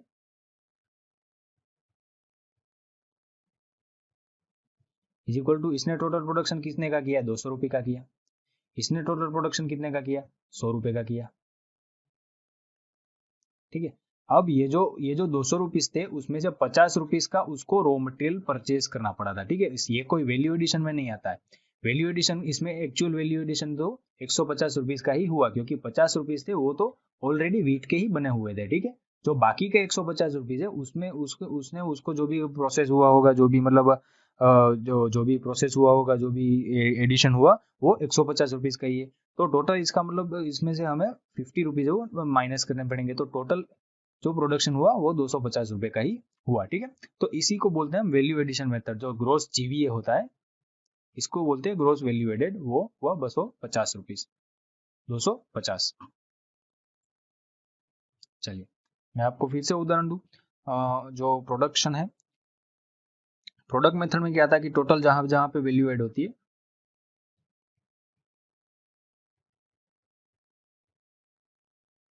कैलकुलेट की जाती है जो भी। ठीक है, कि जो पहले फार्मर ने क्या किया था कि 50 रुपए, यहाँ पे देखिए आप, ये जो है फार्मर है उसने क्या किया, 50 रुपए का, उसको किसी भी रॉ मटेरियल की जरूरत नहीं पड़ी थी। ठीक, वो सिर्फ अपने लेबर पे ही उसने टोटल प्रोडक्शन किया वीट का। ठीक है, अब क्या किया बेकर ने, 200 रुपीज की ब्रेड बनाई। ठीक है, उसने ये जो फार्मर था उसने इंटरमीडिएट गुड्स का यूज किया था, नहीं किया था। उसने अपने सिर्फ लेबर के यूज से ही, अपना जो खुद का लेबर का यूज करके उसने वीट उगा दिया। ठीक है, तो 100 रुपीज का तो उसने टोटल वैल्यू एडिशन कर दिया। अब बेकर ने जो 200 रुपीज का वैल्यू एडिशन किया था उसमें 50 रुपीज तो इसका इंटरमीडिएट गुड्स था, वो जो वीट था। ठीक है, इसके पास से लिया था। तो हमें पता है कि हम सिर्फ फाइनल गुड्स गिनते हैं वैल्यू एडिशन में। ठीक है, तो ये जो रॉ मटेरियल होगा उसको हमें बात करना पड़ेगा। तो 200 में से जो 50 रुपीज होते हैं माइनस कर देते हो, तो 150 का टोटल वैल्यू एडिशन हुआ। ठीक है, और जो 100 रुपीज का फार्मर ने वैल्यू एडिशन किया था ये तो था ही, तो टोटल क्या हुआ, 250 रुपये का वैल्यू एडिशन हो गया। इस तरह से वैल्यू एडिशन गिना जाता है। ठीक है, तो इस तरह से ये जो टोटल प्रोडक्शन होता है, जो प्रोडक्शन मेथड का, वो इस तरह से गिना जाता है। प्रोडक्शन मेथड पे जो जीवीए होता है वो फाइनल गुड्स पे गिना जाता है। ठीक है, मतलब प्रोडक्शन मेथड में जो प्रोडक्ट होती है उसका जो वैल्यू होता है उसको गिना जाता है। ठीक है, ना कि जो कंज्यूमर स्पेंड करता है उसको, जो प्रोडक्ट की वैल्यू होती है उसको गिना जाता है। ठीक है, अब हम बात करते हैं जो भी जो भी जो जो ये आगे की मेथड है, एक्सपेंडिचर मेथड, उसकी बात करेंगे। चलिए पहले मैं आपको ये बताता हूँ कि जो ये जो ग्रोस वैल्यू एडेड है,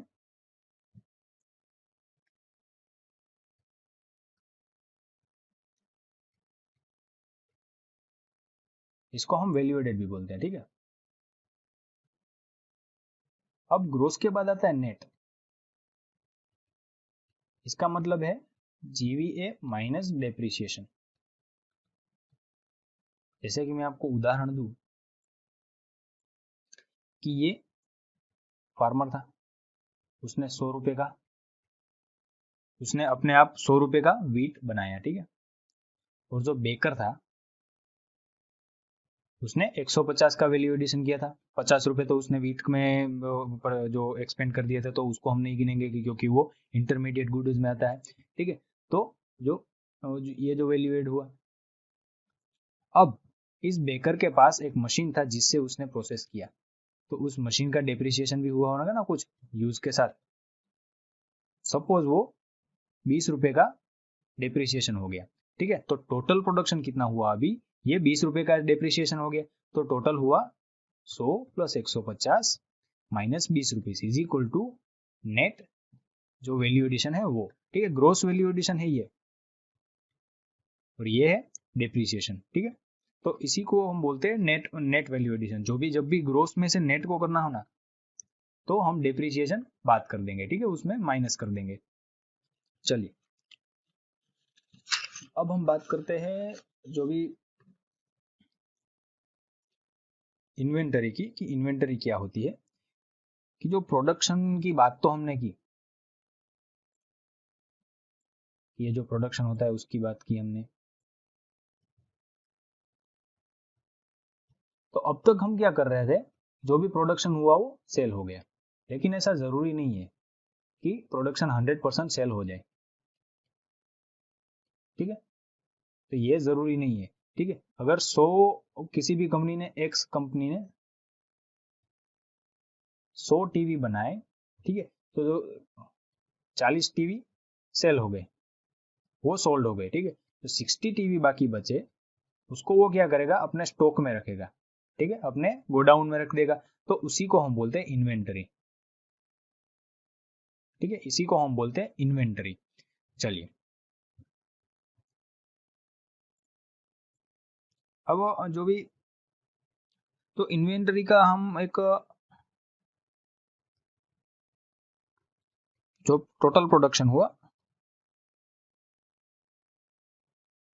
minus cell.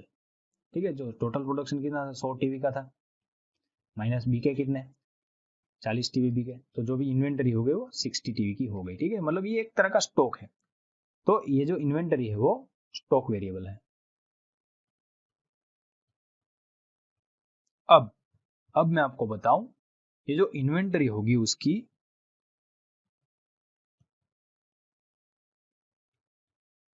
Over the time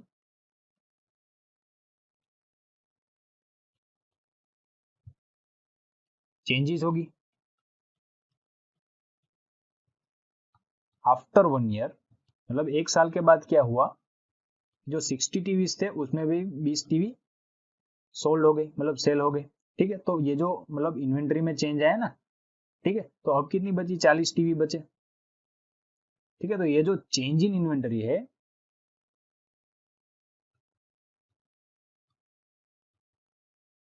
ये ओवर द टाइम गिना जाता है। ठीक है, तो ये जो चेंज इन इन्वेंटरी है वो फ्लो वेरिएबल है।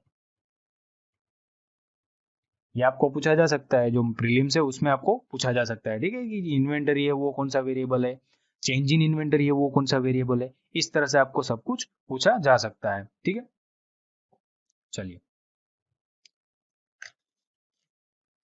अब जो प्रोडक्शन होता है, तो उसकी जो जो जो ये जो इन्वेस्टमेंट होता है, ठीक है, इस इन्वेस्टमेंट के भी कई, मतलब जो जो जो इन्वेस्टमेंट होता है उसके भी 3 कैटेगरी होती है। कोई भी फर्म के द्वारा जब इन्वेस्टमेंट किया जाता है, ठीक है, ये प्रोडक्शन मेथड था, ये हमने सीखा कि जो प्रोडक्शन होता है, उसके बाद इन्वेंटरी सीखा हमने। अब आता है नया टॉपिक, जो इन्वेंटरी है, इन्वेस्टमेंट है, उसकी 3 कैटेगरी होती है। ठीक है, तो अब हम बोलते हैं कि जो इन्वेंटरी होती है जब चेंज होती है, उसको भी हम इन्वेस्टमेंट बोलेंगे। ठीक है, कैसे ये इन्वेंटरी, अगर 20 टीवी इन्वेंटरी में थे, उसके बाद 40 टीवी ऐड हो गए इन्वेंटरी में। ठीक है,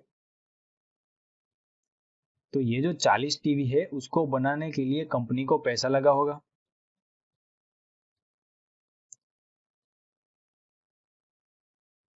कंपनी को, ठीक है, तो ये जो 40 टीवी का एक्स्ट्रा प्रोडक्शन किया था कंपनी ने, इन्वेंटरी में जो रखे गए हैं एक्स्ट्रा, जो 20 तो टीवी थे, तो ये जो चेंज हुआ इन्वेंटरी का, उसको हम बोलेंगे इन्वेस्टमेंट कंपनी का। ठीक है, मॉनेटरी टर्म्स में।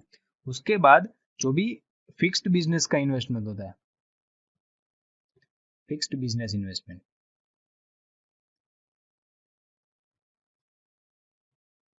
इसमें क्या होता है कि कंपनी अपनी माने को बिल्डिंग कोई बनाए, ठीक है, कोई मतलब इतना कोई मशीन ले नया, ठीक है, वगैरह वगैरह, तो इसको हम बोलते हैं फिक्स्ड बिजनेस। मतलब ये फिक्स हो जाता है, एक बार इन्वेस्ट कर दिया, ठीक है, फिर लॉन्ग टर्म तक चलते रहता है। ठीक है, इसको हम बोलते हैं फिक्स्ड बिजनेस इन्वेस्टमेंट। तीसरा आता है, तीसरा कैटेगरी जो होता है वो हाउसिंग, जो रेसिडेंशियल इन्वेस्टमेंट होता है।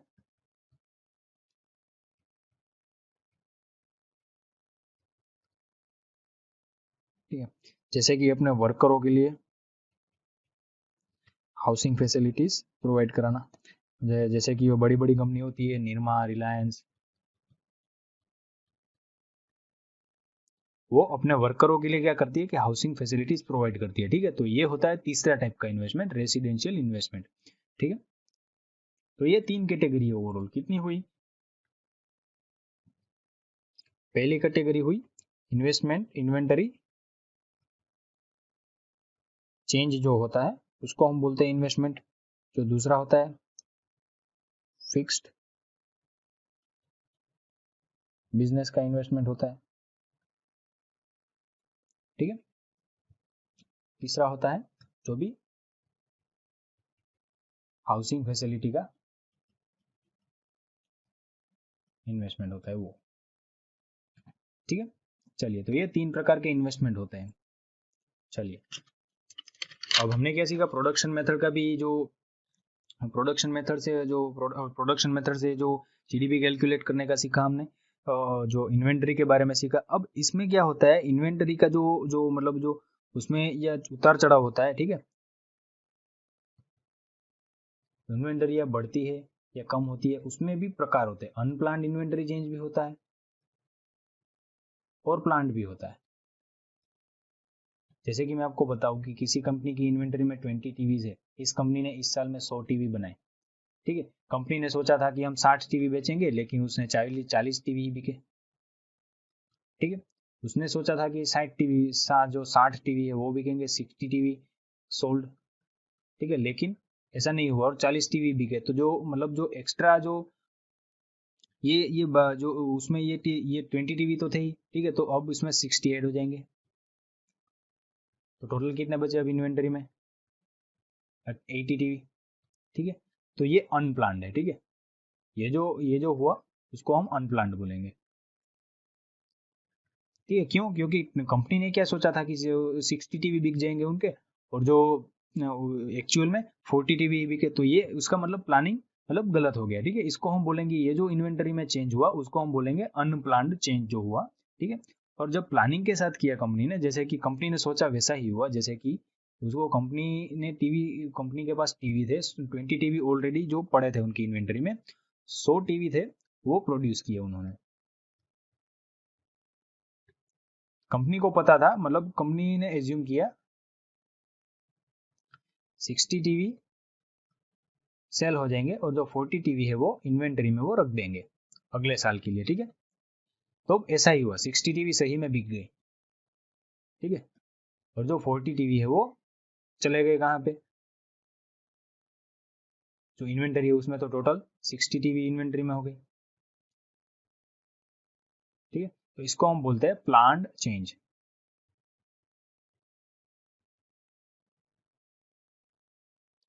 कि जो कंपनी के प्लान के अनुसार सब कुछ हुआ, ठीक है। वरना प्लान के अनुसार जब नहीं होता और इन्वेंटरी चेंज होती है तो उसको बोलेंगे हम अनप्लान्ड चेंज, ठीक है।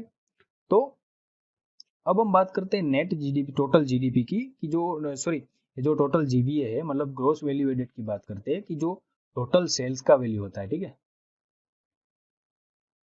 और जो नेट इन्वेंटरी चेंज होता है उसको भी हम मॉनेटरी टर्म्स में गिनते हैं, आपको पता है। माइनस जो इंटरमीडिएट गुड्स होता है उसका भी मतलब हमने गुड्स होता है उसको हम बोलते हैं gross value added,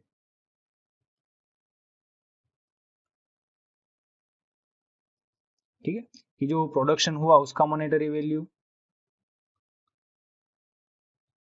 final goods का मॉनेटरी वैल्यू, उसमें से इन्वेंटरी का चेंज हो। मैं आपको उदाहरण देता हूं कि किसी एक फर्म ने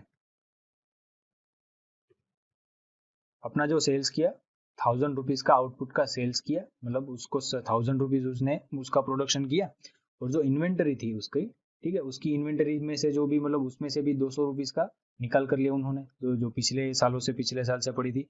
और जो इंटरमीडिएट गुड्स के लिए उन्होंने पे किया था, जैसे वो बेकर ने पे किया था ना ब्रेड का जो 50 रुपीज का, ठीक है, वो बात करना होगा हमें। जैसे कि उन्होंने अगर इसको मतलब बनाने के लिए मतलब 100 रुपए का ये जो भी उसका प्रोडक्ट है उसको 100 रुपए बनाने के लिए उसको इंटरमीडिएट 100 रुपए का इंटरमीडिएट गुड्स का यूज करना पड़ेगा। तो टोटल जीवीए कितना हुआ एक फर्म का, ये जो 1100 रुपए हुआ, ठीक है। अगर हम इसको प्रोडक्ट के रूप में देखें कि एक फर्म है वो क्या बनाती है, वो सपोज मैंगो पल्प बनाती है, ठीक है। तो उन्होंने 1000 रुपीज का मैंगो पल्प बनाया और 200 रुपीज का मैंगो पल्प उनके पास इन्वेंटरी में पड़ा था, ठीक है। उन्होंने वो भी मतलब उन्होंने उस इन्वेंटरी में जो पड़ा था उसको भी बेच दिया, ठीक है। तो टोटल उनका जो 1200 जो प्रोडक्शन हुआ, और उस जो पल्प को बनाने के लिए उन्होंने जो इंटरमीडिएट गुड्स जो मैंगो खरीदी होगी, ठीक है, जो मैंगो ये खरीदी होगी उन्होंने, ठीक है, उसका उन्होंने 100 रुपीज पे किया था। जिनसे मैंगो लिया जिस फार्मर से, उनका उन्होंने 100 रुपीज पे किया था। तो इसको हमने माइनस करना पड़ेगा, जैसे कि हमने बेक करने किया था, बेक करने जो 50 रुपीज की ब्रेड ली थी उसको माइनस कर देते, तो टोटल हुआ 1100 जीवीए, ठीक है। ये जो ग्रोस वैल्यू एडेड हुआ वो एक फर्म का हुआ, ठीक है। ये जो एक फर्म का जीवी है वो 1100 रुपये हुआ। इसी पूरी कंट्री की हर एक फर्म को ले ले, ठीक है, तो टोटल हमें मिलेगा जो जीवी है जो, ये तो एक फर्म के लिए हमने, ऐसी तो कई फर्म होगी हमारी कंट्री में, ठीक है, जो प्रोडक्शन करती होगी, सर्विस देती होगी। जो टोटल उसका प्रोडक्शन ले ले उसी को बोलते हैं हम कंट्री का जीडीपी, ठीक है। जो टोटल प्रोडक्शन हुआ हमारी कंट्री का, जो उसमें गुड्स भी आ गया और सर्विस भी आ गया, उसी को हम बोलते हैं जीडीपी। चलिए, ठीक है, तो इसको हम इसी तरह से लिखते हैं, इसको, ये समेशन का साइन है, जो जीवीए के आगे लिखा है वो समेशन का साइन है। किसी एक फर्म का जीवीए, और ऐसी तो कई फर्म होंगी, इसी पूरी कंट्री की फर्म को अगर हम टोटल में ले लें तो उसमें जो आउटपुट मिलेगा वो होगा हमारी कंट्री का ग्रोस डोमेस्टिक प्रोडक्ट। चलिए, अब हम बात करते हैं एक्सपेंडिचर मेथड की।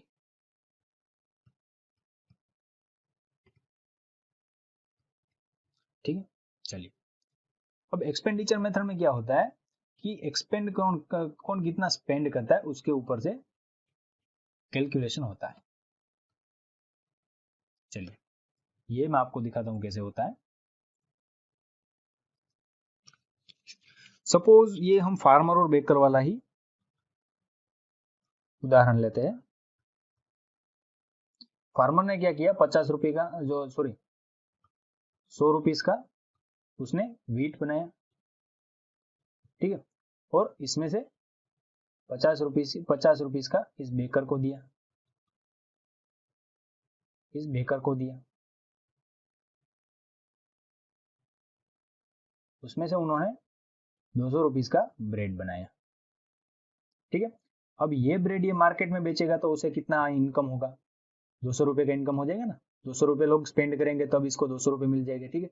अब ये जो था 50 रुपीज का, उसको इसे देना पड़ेगा, ठीक है, तो ये 50 रुपये स्पेंड करेगा, ठीक है। तो ओवरऑल कितना स्पेंडिंग हुआ, टोटल एक्सपेंडिचर इस प्रोसेस में मतलब कितना हुआ, ये 200 रुपीज प्लस ये जो 50 रुपीज है वो, तो टोटल 250 रुपये का एक्सपेंडिचर हुआ, ठीक है। वो जो हमने प्रोडक्शन मेथड में गिना था इसी के इक्वल ही ये एक्सपेंडिचर में भी हमें मिलता है। जैसे मैंने बताया था ना कि एक्सपेंडिचर मेथड, प्रोडक्शन मेथड, ठीक है, इन सब मतलब तीनों मेथड में जो भी टोटल जो भी ग्रोस वैल्यू एडेड होता है वो इक्वली आता है, ठीक है। चलिए, एक मिनट, चलिए, अब हम आगे बढ़ते हैं। तो इस जो एक्सपेंडिचर मेथड में कौन कौन से जो जीवी है तो हमने देखा, तो एक्सपेंडिचर मेथड में कौन कौन से फैक्टर कंसीडर किए जाते हैं कि एक हाउस होल्ड है उसका जो भी कंजप्शन होता है, ठीक है, टोटल कंजप्शन हाउस होल्ड का होता है। उसके बाद जो भी फर्म्स जो होती है, जो इंडस्ट्रीज होती है, ठीक है, जो फर्म्स होती है वो जो अपना इंटरेस्ट पे करती है, ठीक है, लोगों को वेजेस देती है, ये सब, ठीक है, ये सब उसके बारे में स्पेंड करती है। उसके बाद गवर्नमेंट भी स्पेंड करती है, ठीक है, उस फर्म से खरीदेगी जो गुड्स सर्विसेज है। उसके बाद वो एक्सपोर्ट करती है, जो फर्म करती है, जो एक्सपोर्ट करती है, उसको भी हम गिनते हैं। तो ये हो गया टोटल प्रोडक्शन, ठीक है, तो ये हो गया टोटल प्रोडक्शन। अब इसमें से हमें जो इम्पोर्टेड होगा, इसमें जो इम्पोर्टेड गुड्स होंगे वो हमें माइनस करना पड़ेगा, ठीक है। तो अगर ये सीएम है, ये इम्पोर्ट है, जो ये सीएम है वो हाउस होल्ड के द्वारा,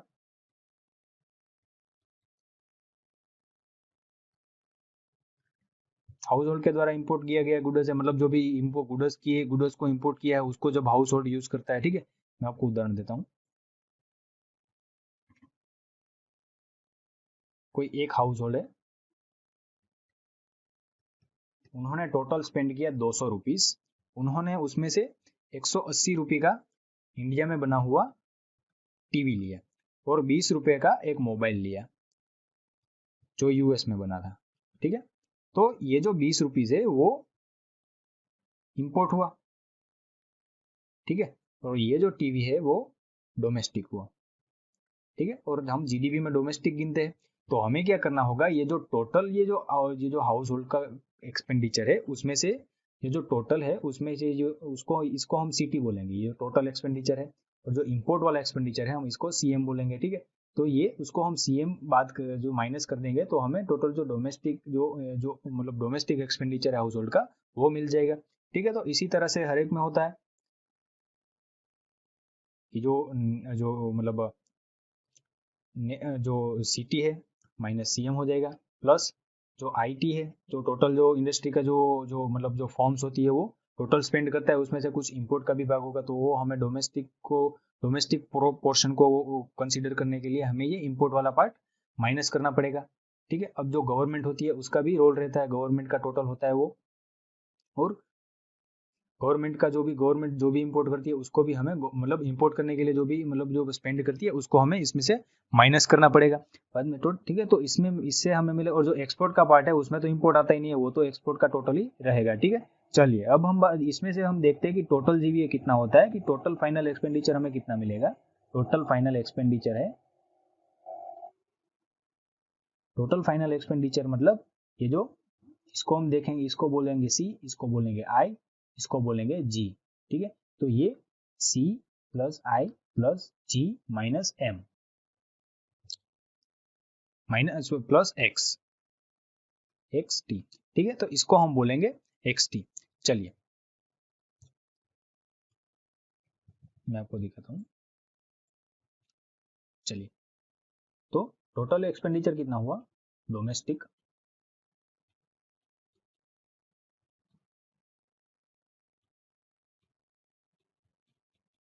सी plus I plus G minus sorry plus X minus जो भी एम था, मतलब जो भी इंपोर्ट वाला पार्ट था वो हमने माइनस कर दिया, ठीक है। तो इसको हम बोलेंगे टोटल डोमेस्टिक एक्सपेंडिचर, इसको भी हम जीडीपी ही बोलेंगे, ठीक है। ये किसके मेथड पे आता है, जीडीपी एक्सपेंडिचर मेथड पे,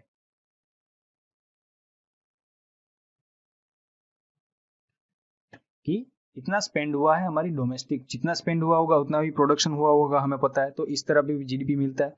उसके बाद आता है इनकम मेथड पे।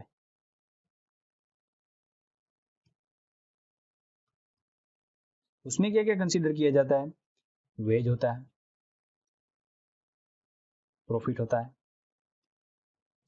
इंटरेस्ट होता है और रेंट होता है, ठीक है। इसको हम ये सब जो होता है उसको हम इनकम में काउंसिंग करेंगे, जो भी वेज होगा वो भी इनकम होगी, ठीक है।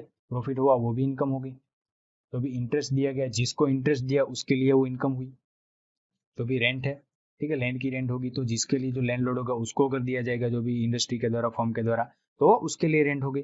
तो इन सबको अगर हम जब जब काउंट करते हैं, ठीक है, तो उसको भी हम जीडीपी टोटल इनकम कितनी हो गई तो कंट्री की, ठीक है, कि टोटल इनकम हुई वेज। मैं आपको उदाहरण दे देता हूँ कि एक वर्कर है कंट्री में, एक ही वर्कर है सपोज, एक फर्म है, एक लैंडलॉर्ड है जो लैंड का मतलब रेंट पे दिया है कंपनी को, ठीक है, और इंटरेस्ट चुकाना है फर्म को, किसको, बैंक को। तो ये जो वर्कर है उसकी जो वेजेस है 20 रुपीज वेज है, इस फर्म ने क्या, उसका प्रॉफिट कितना हुआ, 10 रुपीज प्रॉफिट हुआ, बैंक को कितना ब्याज मिला, बैंक इंटरेस्ट कितना हुआ, बैंक इंटरेस्ट हुआ 10 रुपीज, ठीक है।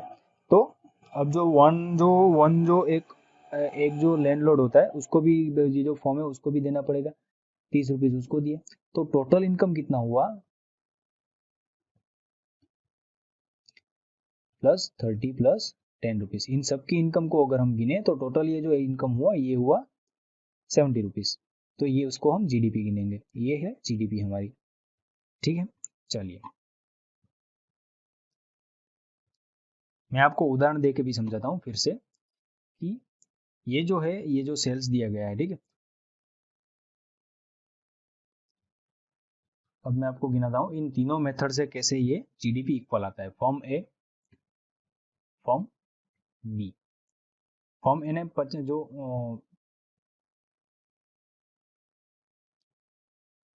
₹50 का सेल्स किया, इसने ₹200 का सेल किया, ठीक है। बेकर था वो, जो इसने इंटरमीडिएट गुड्स में कोई भी यूज नहीं किया था, ठीक है। और जो ये ₹200 में उसने क्या किया इंटरमीडिएट का, जो भी ₹50 थे वो इंटरमीडिएट में यूज किया, ठीक है। तो वैल्यू एड यहाँ पे कितना हुआ ₹50, और यहाँ पे कितना हुआ ₹150, ठीक है, नेट वैल्यू एडेड।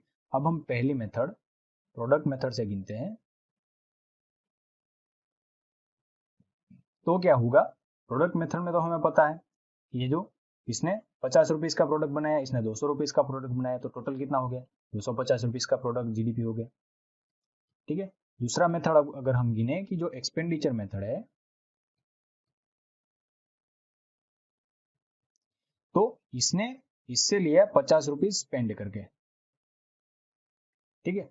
अब जो लोगों ने उनसे ब्रेड लिया होगा ₹200 स्पेंड करके हो, ठीक है। तो टोटल कितना स्पेंडिंग हुआ ₹50 का स्पेंडिंग प्लस ₹200 का स्पेंडिंग, तो ये टोटल 250 हो गया, तो ये फिर से जीडीपी हो गया, ठीक है। मतलब वेरियस मेथड से आप कोई काउंट करो तो इक्वली जवाब आता है।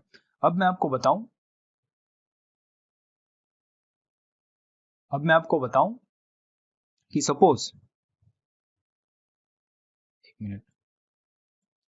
सपोज ये फॉर्म ए है, फॉर्म बी है, ठीक है। हम ये तीसरी मेथड से यूज कर रहे हैं, इनकम मेथड से, ठीक है। सपोज फॉर्म ए ने अपने वर्कर को, उसके पास फॉर्म के पास कितना आया था ₹50 आया था, ठीक है। फॉर्म बी के पास कितना आया था, जो मतलब जो भी ₹200 आया था, तो फॉर्म ए ने वर्कर को कितना दे दिया वेज ₹20, और बाकी का जो प्रॉफिट रखा वो ₹30 रखा, अपना ₹30 अपने पास रख लिया।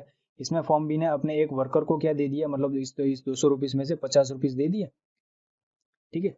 और जो भी प्रॉफिट हुआ वो अपने पास रख लिया ₹150, ठीक है। तो टोटल इनकम कितना हुआ इसमें, ठीक है, 150 प्लस 50 प्लस 20 प्लस 30, तो टोटल इनकम के हिसाब से भी जीडीपी अभी 250 ही हुआ। मतलब किसी भी मेथड से आप गिनो, जीडीपी हमेशा सही मतलब इक्वली आता है, ठीक है। चलिए, तो चलिए दोस्तों, आपको मतलब अब यहाँ पे तीनों मेथड तो मैंने आपको सिखाया कि जो पहला मेथड था, जो जो प्रोडक्ट मेथड था, प्रोडक्शन मेथड भी बोल सकते हैं।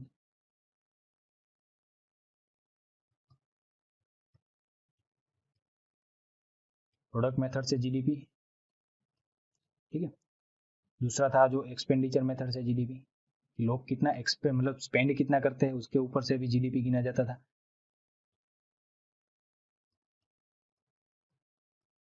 तीसरा था इनकम मेथड का जीडीपी, कि लोगों की इनकम कितनी होती है, फॉर्म्स की इनकम कितनी होती है, उसको रेंट के ना कितना देना पड़ता है, ये सब इनके भी वो सेम ही आता है सब कुछ,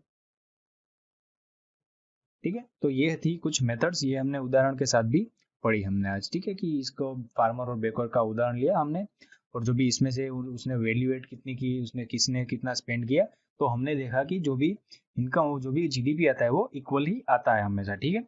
चलिए, तो आज के लेक्चर में इतना रखते हैं दोस्तों, ठीक है। कल हम और मतलब जो फैक्टर कॉस्ट क्या होती है, बेसिक प्राइस क्या होती है, मार्केट प्राइसेस क्या होती है, इन सब के टर्म्स के भी बारे में पढ़ेंगे, ठीक है। ये मतलब ये आज आपको इतना समझ में आया जीडीपी, और हम आगे बढ़ेंगे एनडीपी जो भी होता है, जो एनएनपी और नेशनल प्रोडक्ट होता है, ठीक है। मतलब net domestic product, net national product, gross national product, इन सब टर्म्स के भी बारे में पढ़ेंगे, ठीक है। तो चलिए, आज के लेक्चर में इतना रखते हैं, चलिए बाय बाय।